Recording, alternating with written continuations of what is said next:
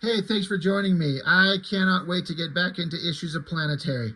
I just love this series so much, and I know you've heard me say that because I mention it every time I get into this book. I mentioned Planetary is my favorite comic series ever. I mentioned Tom Strong is maybe the same. I mentioned Savage Dragon. It's just interesting. There's several of these books that are just endlessly entertaining and brilliant to me. And so the last issue that we looked at, issue 10, I talked about how it was one of my favorites of the entire thing, where it showed how the Planetary crew was doing some investigating into the Four, the villains of the story, who are just basically evil versions of the Fantastic Four, and they kind of got an inkling, not the entire story, the characters didn't get the entire story, but we the readers got to see how in universe there were versions of Superman, Green Lantern, and Wonder Woman that were going to come to the world, the Wildstorm universe, and be the amazing, inspirational, wonderful heroes that they are. But the Four executed them all instantly before they ever had a chance to do anything. It was such a dour, kind of downer story, and I love it. It was so great because it's building up just how evil the villains are and why our characters in Planetary need to take care of them as soon as humanly possible to eliminate the horrible evil that those people have done. So, on to issue 11. This story, I was going to kind of wait till we flip it up for the slight surprise, but there's no reason to do that. They're going to run into a character in this book that's a combination of James Bond and Nick Fury. And it's one of my favorite parts of this whole run, this character that they introduce. And I feel like this cover is supposed to be evocative of, God, I'm so bad when I'm trying to think of that artist's name. He's really popular for doing, I think it was Nick Fury comics, really crazy, designy, abstracty kind of artwork. Oh my God, you'll know his name. He's always dressed really fancy. He's got glasses and nice hair. What the hell is his name? You guys will know who I'm talking about. I feel like this is supposed to be kind of similar to that, or do I have that wrong? But I love how we got this guy. We don't know who, going into this book, we don't know who this character is. There's just this guy, target on him in red. Planetary crew. Who is he? What is going to be going on? This, I keep saying this about every issue of Planetary. This is my favorite, or one of my favorite issues. They're all one of my favorite issues. There's one issue towards the end that I kind of don't like, and we'll get to it. It'll be a while before we get to it. It's too goddamn weird. I have no idea what they were talking about. It actually pissed me off, but we'll actually get to it later.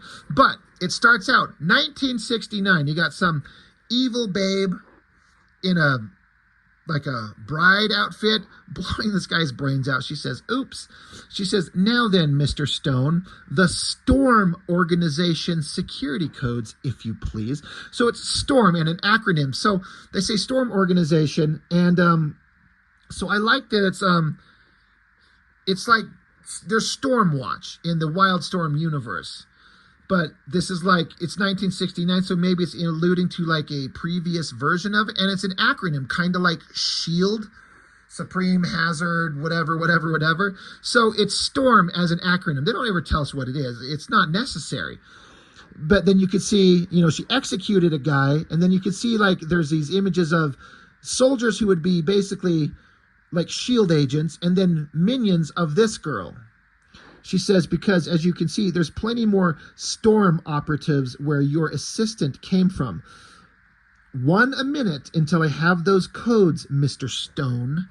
So I'm into it. It's got this old kind of 1960s spy vibe, Nick Fury, James Bond. And so it just cuts to, here's the guy, and then kind of going with the Nick Fury kind of analogy, how Nick Fury's always got gray temples on the side of his head, right? Well, this guy's got a white stripe down the center of his head. Cold World is the title of this story. Warren Ellis writing. John Cassidy on pencils and inks with Laura Dupuy on colors, like the team that does the book. It's beautiful. He says, you realize, of course, Mr. John Stone, the guy who's the Nick Fury and James Bond rolled into one. He says, you realize, of course, that the only way you're getting those codes is to read them from out of my dead brain. She says, I'd considered this, but I intend to put you in a personality smasher after this unpleasantness and then use you in my harem. So basically, she's like, I'm going to like brainwash you to work for me. And so he says, you know, bride, I once met the daughter of a man who was very much like you. He was also a mad genius and also a terrorist, but he gave up terrorism to try and to use his mind to make the world better. So if you're paying attention to the story, you know he's talking about Hark, one of the old pulp hero characters that have been introduced, and we've kind of met his daughter, Anna Hark, who's in the stories. But he's basically saying he was like he's a genius, but a terrorist, but he gave up his evil ways to try to make the world a better place for everybody. And so she's like, well, why don't I do the same? Because I like the world the way it is, mine. I simply want organizations like yours to leave me alone. Children, kill another of Mr. Stone's agents, please. And if you're watching, he flips open his fingernail to reveal kind of a technological kind of device underneath his fingernail. So Stone says, just remember, bride, I gave you a chance. And so there's a button that he pushes. And then suddenly he just slides to the side, vaporizing a couple of the bad guys. They scream, and then he's throwing, it looks like a CD, some kind of disc. He says, you should have checked me as thoroughly as you normally do. I'm wearing a Blitzen suit underneath my clothes. 2-second magnetic teleportation. Equalizer disc. Target bride's best men. So this disc, he throws it into the air, and then it just shoots out lasers in all directions, killing all of her henchmen instantly. Now he's there, he's got a gun pulled, and it's some kind of like cheesy, like 60s era ray gun. I love it. It looks so cool. He says, secure the area, call in backup from Stormwatch, bride is all mine. And again, I like Stormwatch.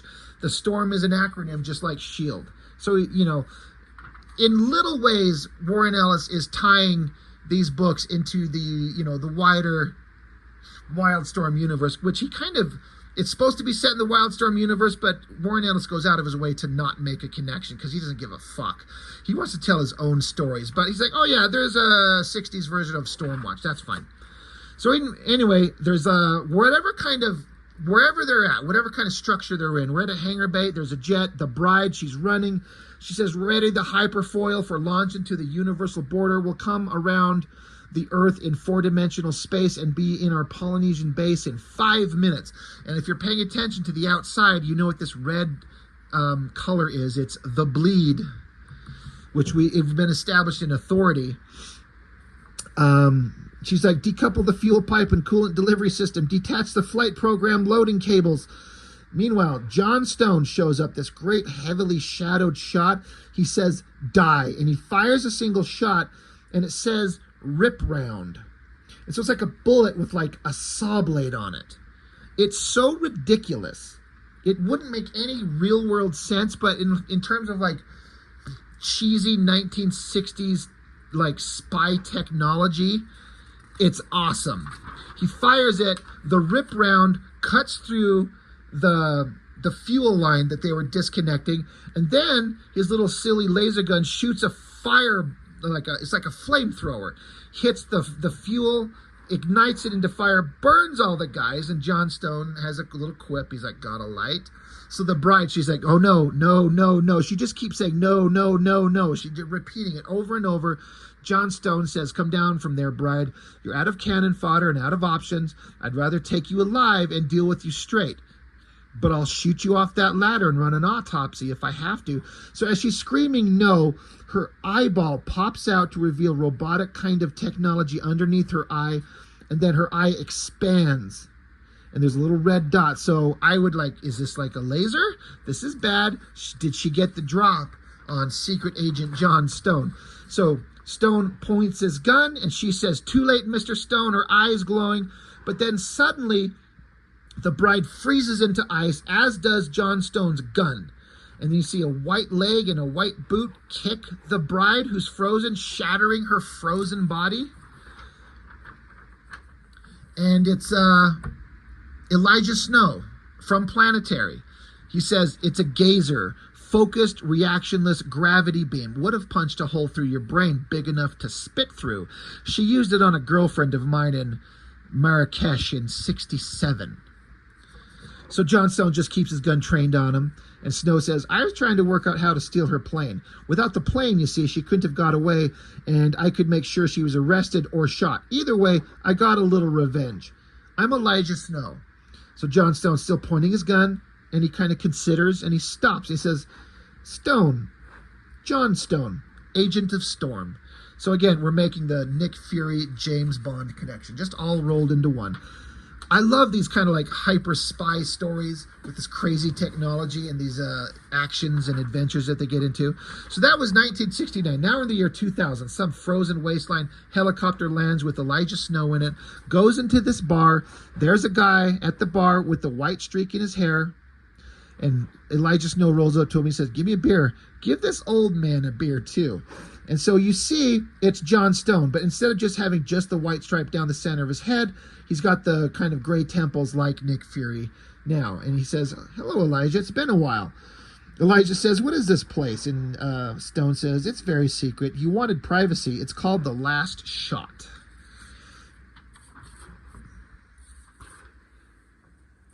Oh, shit. My God, these books are coming apart on me. They manhandle them. But basically, he says there's a team of rogue ex-Soviet nuclear technicians holed up nearby, attached to the same research team that established that the human soul is an electromagnetic field. They say they also found out where souls go, that heaven and hell are nothing but siege engines in a constant tug of war against each other, and souls provide the coal. This is the place where the afterlife gets created, or gets cheated. John Stone considers electromagnetic fields, you see, get terminally disrupted by nuclear explosions. They have their last drink and their photo taken here, and then they go to be strapped in an underground nuclear test device to the triumphant dead. So Elijah says, well, that's something worth toasting. And then he says, damn it, I've got holes in my memory you could throw a damn nuke through. So then Elijah Snow says, have you heard of someone called William Leather? And John Stone, he's like, God, you have got memory problems. He's like, you're asking me if I know who William Leather is? He's like, yeah, you definitely got memory problems. So John Stone clearly knows something that Elijah doesn't. William Leather is the Johnny Storm of the evil Fantastic Four of the story. So Elijah's like, what? And Stone says, of course I have. I almost killed him in the late 50s. Nearly killed you too. The Nautilus, 1959. You told me back in 74 that all the time we were firing on her, you were hidden in the hold.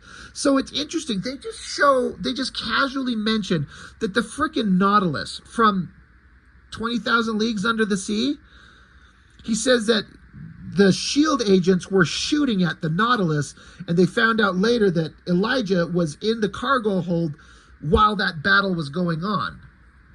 But Elijah doesn't remember this. And so Stone says, yes, I know William Leather. Why? Elijah's like, well, I met him recently. John Stone says, so I heard. The intel community had a fit. You just marched right into the main lab of the four most frightening people on Earth and trashed the place. Everyone wishes they thought of it.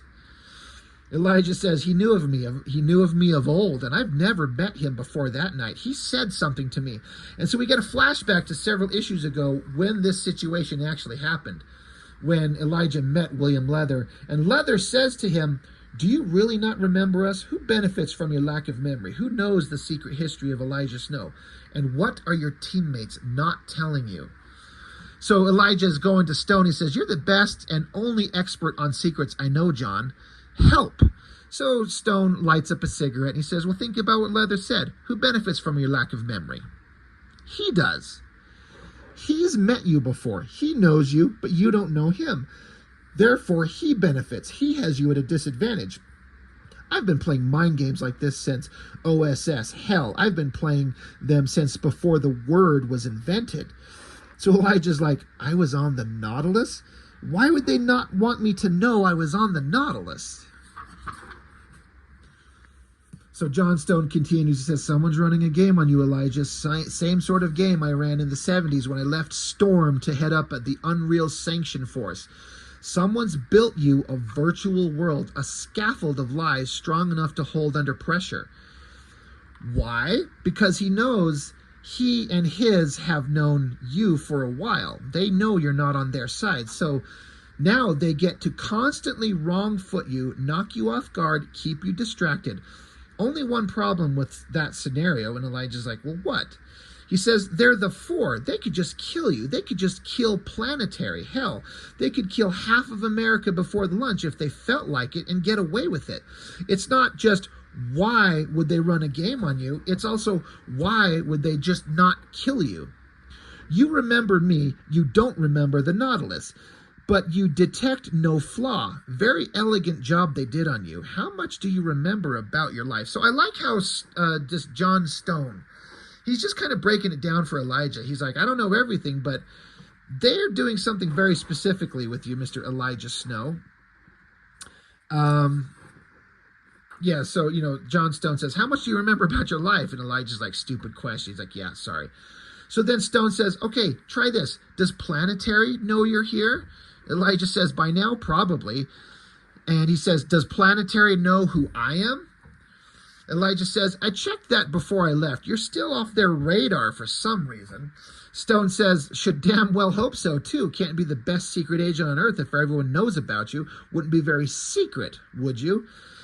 So Elijah says, what are you doing these days anyway? I got to admit, I really didn't think you'd still be checking your old mail drops.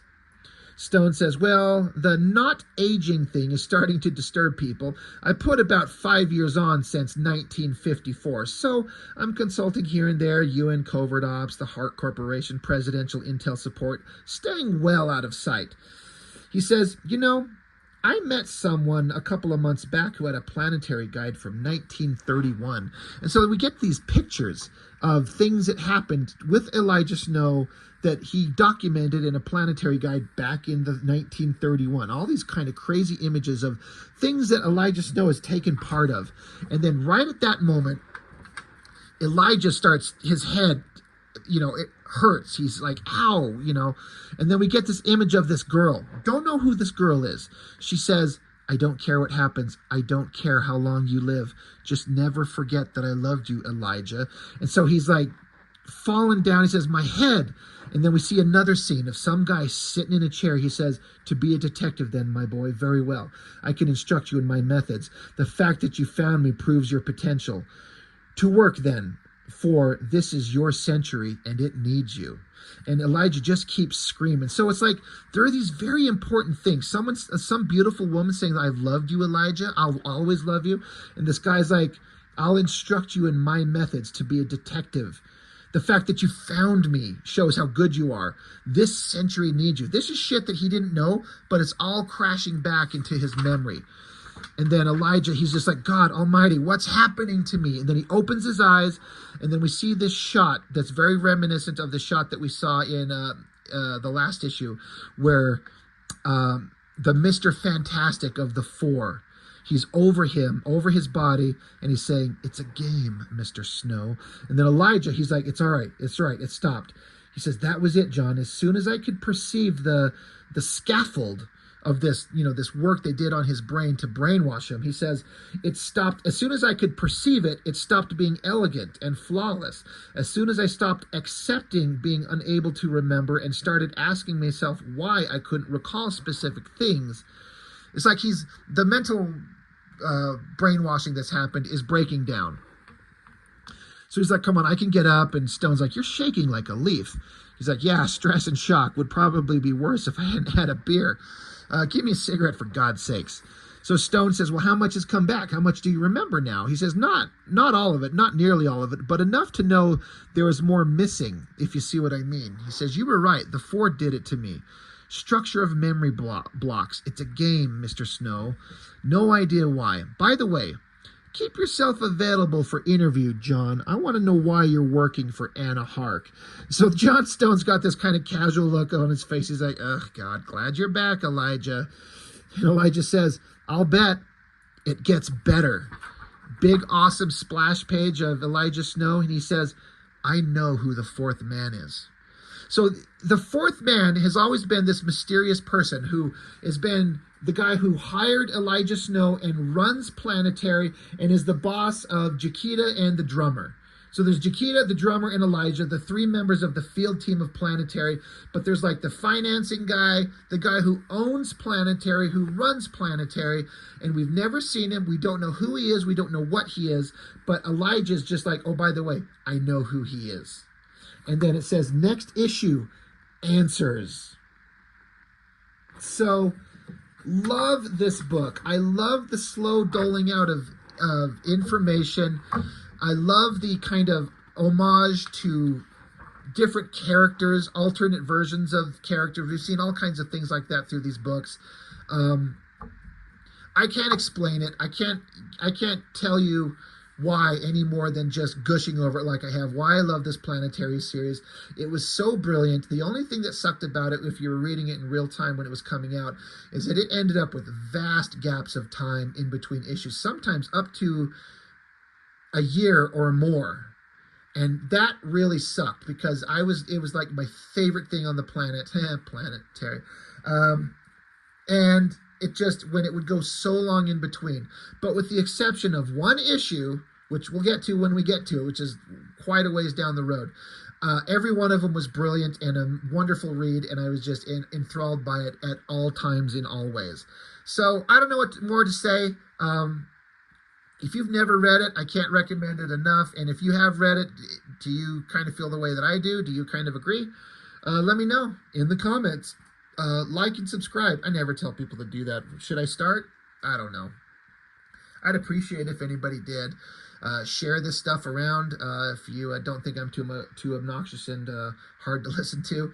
But Planetary, I absolutely love it. So that's all I've got for now. Thank you for watching. I'll see you next time.